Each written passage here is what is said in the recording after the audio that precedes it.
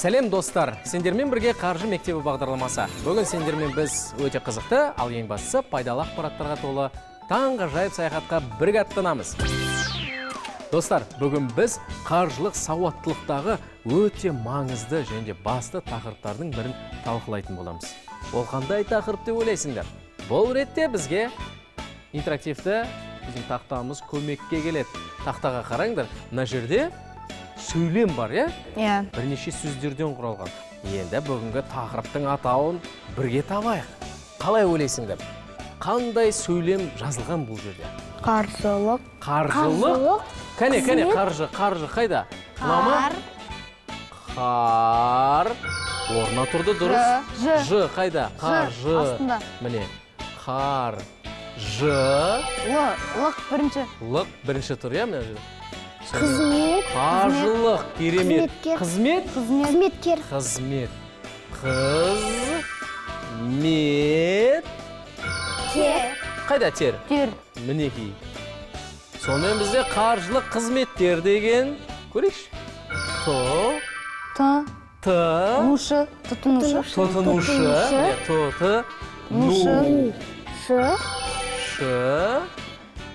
Қараңдар, қаржылық қызметтер тұтынушыларының несі? Құқықтары. Дұрыс.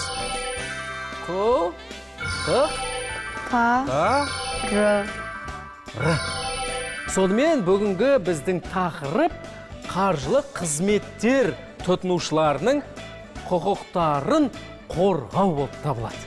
Ал балақайлар, осы тақырыпты ең басынан бастап қазбалайық, түсінейік. Негізі тұтынушылар деген кімдер? Адамдар.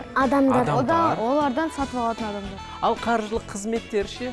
Ол қаржыға қатысты жасалған қызметтер. Иә, қызметтер. Бұл қаржылық қызметтерді бізде кімдер ұсынады?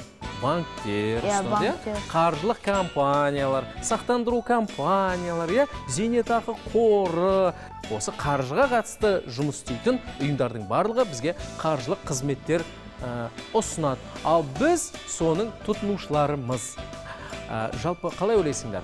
Тұтынушылардың құқықтарын қай кезде қорғау керек? Кредит алған. Несие алған кезде. Құқықтарын таптаған үшін. Құқықтары бұзылған үшін десек болады. Ал қалай ойлайсыңдар? Құқықтарымыз бұзылған кезде біз қай ұйымға жүгінеміз? Банкке. Дұрыс. Қандай банкке? Ұлттық банк. Өте дұрыс балалар. Тұтынушылардың құқықтарын қорғау бұл ұлттық банкның негізгі жұмыстарының бірі болып табылады. Сол себептен ұлттық банкімізде арнайы басқарма бар. Осы басқарма тұтынушылардың құқықтарын қорғаумен айналысады. Оның аты да тура осындай. Жалпы қандай құқық бұзушылықтар сендер білесіңдер? Жаңа ғана Мирас, сен айттың ғой. Несие алған кезде бізге толық ақпарат бермеуі мүмкін, кейбір пайыздарды, үстемелерді жасырып, бұл жерде де біздің құқықтарымыз бұзылуы мүмкін. Сосын қай кезде? Сақтандыру саласында бұзыла ала ма? Бізге уақытылы сақтандырылған мүлкімізге қажетті біздің құқығымыз бар ақшамызды уақытылы бермейді ғой, Осы кезде біздің қаржылық қызметтерді тұтынушы ретінде біздің құқықтарымыз бұзылады, балалар. Қаржылық қызметтердің тұтынушыларының құқықтарын білу бұл қаржылық сауаттылықтың басты негіздерінің бірі. Дәл осыны біз бүгін қаржы мектебінде үйренеміз. Ежелгі Қытай, Вавилон, Грекия, Мысыр, Рим империясының базарларында тұтынушылардың құқықтары ерекше салттармен қорғалған, ал базарға қараушы осы ережелердің сақталуын қадағалаған. Ежелгі Қытайда аталған лауазымды біршама уақыт ұлы философ Конфуций атқарған. Оған қоса сауда-саттық үнемі шаһар билігінің қадағалауында болған. Хаммурапи атты вавилондық патшаның заңдары несиелік қарым-қатынастарын бұзу бойынша жауапкершілікті ескерген. Сонымен қатар тауарлар мен қызметтердің сапасын және баға құрылуын реттеген. орта ғасырда Еуропада тұтынушылардың емес, керісінше саудагерлердің, көпестердің, өсім алушылардың құқықтарын қорғауға көп мән берілген. 20 ғасырдың екінші жартысында көптеген батыс елдерде тұтынушылардың құқықтарын қорғау заңдары пайда болды. 1975 жылы Еуропалық экономикалық қауымдастықтың комиссиясы мен тұтынушылардың құқықтарын қорғаудың тұңғыш бағдарламасы қабылданған. Оған бұдан басқа азаматтардың экономикалық мүдделерін қорғау туралы тармақ енгізілген. Қаржы қызметтерін тұтынушылардың құқықтары бұзылған кезде ол немен қорғалады? Заңмен. Заңдармен, Қазақстан Республикасының заңдармен, сонымен қатар Ұлттық банктың арнайы басқармасымен. дәл осы басқарма біздің құқықтарымызды қорғайды. Бізбен бірге ойыңды ұштап, табыс тәлімге қадам бас. Білім бұлағы, қаржы мектебін үйретуден жалықпас. Ақша табу, оны жинау, тәсілдерін көрсетеді. Кел ендеше, мұқият бол, қаржы әлемі қызықты. Балалар, бүгінгі тақырыпты жақсылап меңгеріп алу үшін біз сендермен әдеттегідей ойын ойнаймыз. Ал біздің ойынымыз су поласы деп аталады, Сендердің мақсаттарың мен қойған сұраққа дұрыс жауап беру.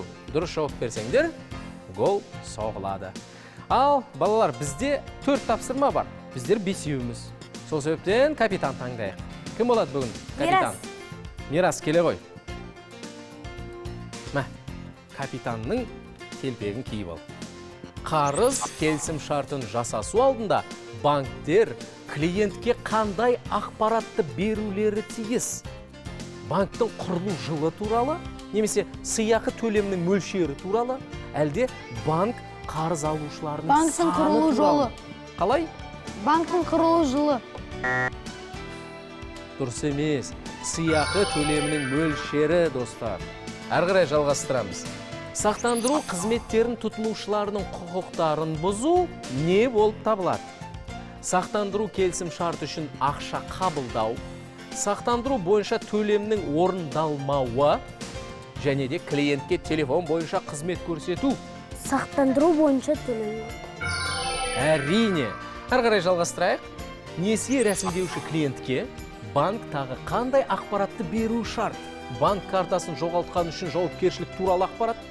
Несиені өте алмаса, қарыз алушының болуы мүмкін тәуекелдіктерге кезігуі туралы ақпарат.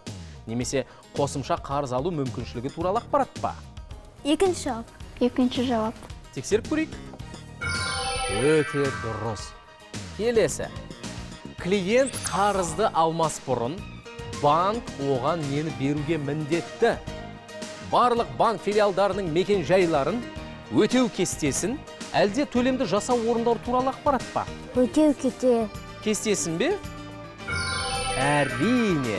Өте дұрыс, балалар. Себебі өтеу кестесі бізге берілсе, біз дәл сол кесте бойынша уақытылы қарызымызды жауып отырамыз. Достар, біз ойынды бітірдік, және де сендер өте жақсы ойнадыңдар. Ал енді мынаны есте сақтаңдар. Қаржылық қызметтердің тұтынушысы ең әуелі нені білу керек? Кез келген келісім шарт жасасқан кезде, алдымен сол келісім шартты сендер мұқият оқуларың керек. Егер сендерде сұрақ туындаса, еш қысылмай, еш ұялмай, банк қызметкерінен түсінбеген жерлеріңді егжей-тегжейлі сұрап алыңдар. Себебі ол қызметкердің міндеті сендерге барлығын түсіндіріп беру. Содан кейін өте маңызды мәселе бұл несие алмас бұрын сендер өздерінің мүмкіншіліктеріңді және баратын тәуекелділіктеріңді дұрыстап, бағалап білулерің қажет. Қаржы қызметтерін тұтынушыларының құқықтарын бұзу бойынша күрестің маңызды шарасы ол тұрғындардың қаржылық сауаттылығын арттыру болып табылады. Егер қаржылық қызметтерді қолданушы, яғни әрқайсымыз өз құқықтарымызды және оларды қалай қорғауға болатыны туралы бәрін білсек, онда құқықтарымызды ешкім бұза алмайды. Достар, Қазақстан Республикасының ұлттық банкі халық арасында қаржылық сауаттылықты арттыру үшін көптеген іс-шараларды жасап жүр. Тіпті біздің қаржы мектебі де сол іс-шаралардың ішіне кіреді.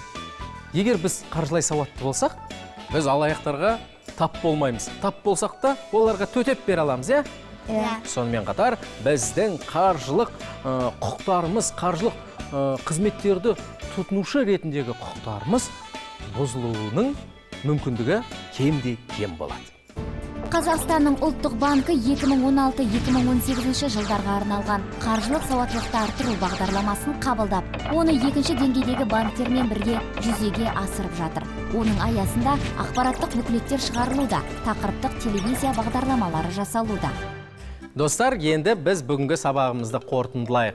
Сендермен ойын ойнаймын, қараңдар. Мына жерде бүгінгі тақырыпқа сай дағды жазылған. Сендердің мақсаттарың дұрыс сәйкес суретті табу. Оған бір рет бассаңдар болды, ол жоқ болып кетеді. Яғни ол сурет дұрыс деген сөз. Орында қалып қалатын болса, онда бұрыс. Бәрі түсінікті ғой? Сонымен бірінші кім шығады? Кел, Жанай. Қандай да бір қаржылық өнім не қызметті пайдаланбас бұрын, басқа қаржылық ұйымдардың дәл осындай барлық ұсыныстарын салыстырыңдар дейді. Дұрыс. Басқа қаржылық ұйымдарға хабарласып, олардың дәл осындай көрсететін қызмет үшін қанша ақша алады, қандай пайда бар, осының барлығын сендер салыстыруларың керек. Сол кезде ғана сендер өздеріңе өте тиімді, өте пайдалы қызметті аласыңдар. Әрі қарай жалғастырамыз. Кім жалғастырады? Кел. Банкпен не басқа да қаржылық ұйыммен серіктестікті бастамас бұрын, келісім шарттың шарттарымен жете танысу қажет. Екінші. Әрине, кез келген қағазға қол қоймас бұрын, оны мұқият оқып алып танысып алғандарың абзал. Ал, Ерасыл, келе ғой. Өздеріңнің барлық тәуекелдерің мен мүмкіншіліктеріңді бағалап алыңдар.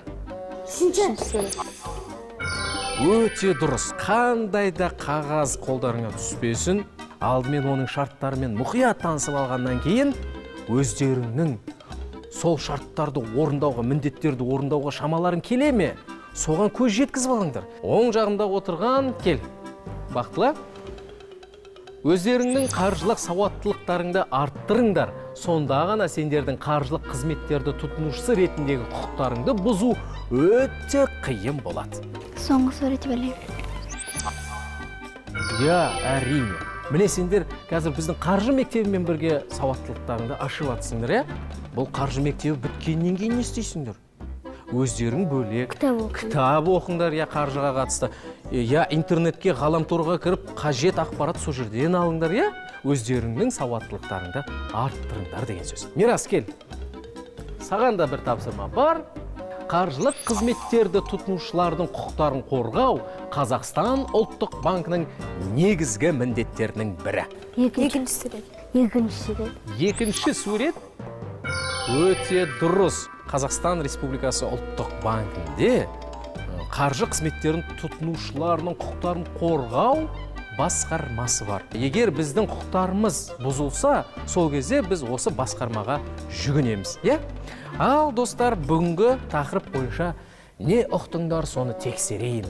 Банктен қарыз алған кезде банк қызметкері тұтынушыға өтеу кестесін беруге міндетті. Келісім шартқа қол қоярдың алдында Шарттардың бәрін дұрыстап оқып, ойланып барып, бірақ қол қою керек. Өте дұрыс, мүмкіншіліктеріңді бағалап, Егер тұтынушылардың құқықтары бұзылса, онда біз ұлттық банкке барып, арызымызды береміз, арыз жазамыз, басқа да көмек сұраймыз, сонда біздің құқығымыз қорғалады.